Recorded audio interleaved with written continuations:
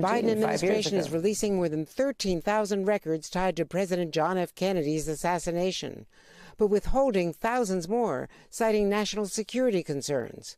The documents revealed that Lee Harvey Oswald, who said weeks earlier in Mexico he wanted to kill Kennedy, was being closely tracked by both the CIA and FBI. Why weren't these documents released years earlier? In 1963, if Americans had seen this stuff, they might have said, why did the FBI and CIA let our president be assassinated?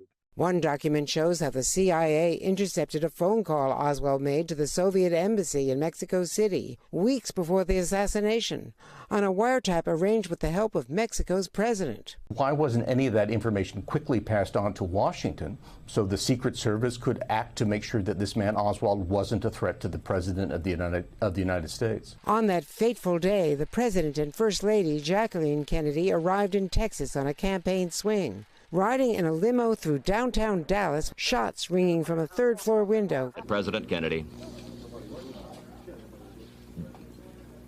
died at approximately 1 o'clock Central Standard Time. Oswald was arrested and charged with the murder, but a short time later in a Dallas police station, he was shot and killed by Jack Ruby, as stunned Americans watched live on NBC.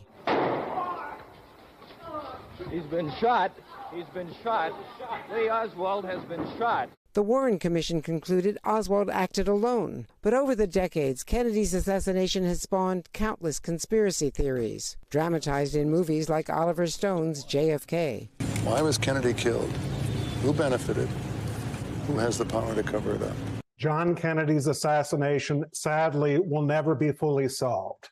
That was probably cinched the day that Lee Harvey Oswald was killed in that police station in Dallas.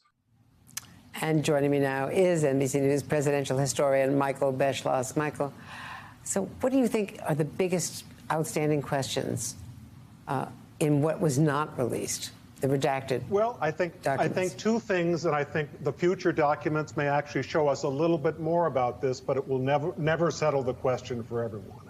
One is, Oswald was in amazingly close touch with people from the Soviet Union, not only as a defector to the Soviet Union who redefected, came back to Dallas in 1962, but also went to that Soviet embassy in Mexico, and the same thing with the Cuban embassy.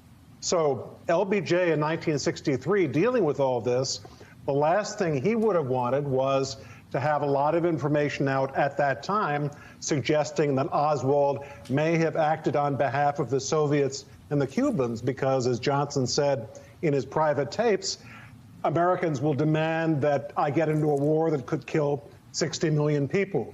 So he saw it as a political problem. The other side of this was that, as we now see in document after document, the FBI in Dallas, which was not a very big city compared to now in those days, was tracking Lee Harvey Oswald and his family, to the point that Oswald, not long before the assassination, was complaining to FBI agents that they were bothering his wife.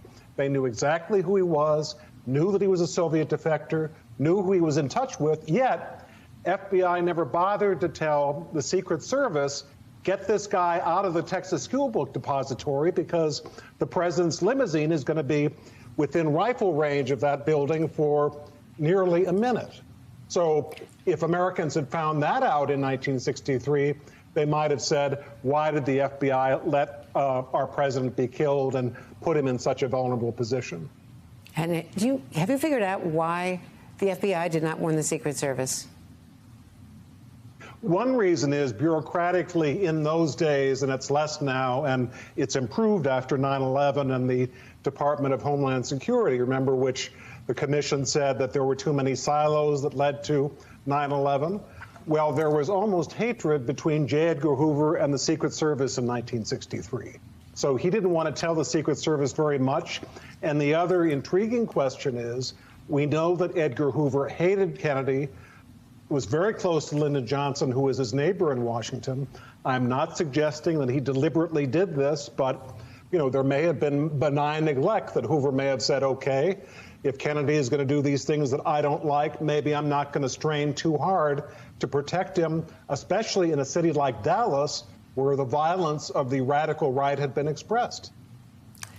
And when you think about all of this, the president of Mexico helped the CIA with surveillance of Oswald. They were tracking him. They knew exactly where it was. I mean, it just totally. seems... The two together were taking pictures of coming to those embassies. There were pictures of Oswald literally on the doorstep. We believe that there were tapes of what he might have said with them on the telephone. So there's a big history of Oswald dealing with the Soviets and the Cubans before Dallas 1963, just as there is of the FBI and CIA not doing what they should have. And take your pick. We have to keep on asking these questions, and maybe the final documents to be released will enlighten us more. But my guess is that this is going to be a mystery for everyone into eternity. And when we have all of these conspiracy theories, I mean, the president says he's not releasing 4,300 pages, the final pages, even though that law in 1992 said that everything should be out from the archives because of national security. Is this just to help prevent embarrassment for these agencies? Well, I think one reason is embarrassment, because if they really show close ties between Oswald and the CIA, there are a lot of Americans who are going to be very suspicious and say, did Oswald shoot President Kennedy on behalf of the CIA? No document has suggested that yet, but in the climate of 2022, that's what people will say. And the other thing is that they're allowed to keep back documents because they might reveal currently used sources and methods of the FBI and CIA, or jeopardize relations with a friendly government like Mexico. That's why I was a little bit surprised that they released that document showing how closely the Mexican and American intelligence services were acting together.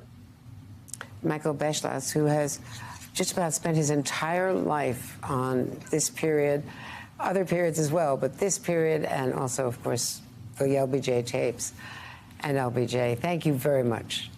Thank you, Andrea.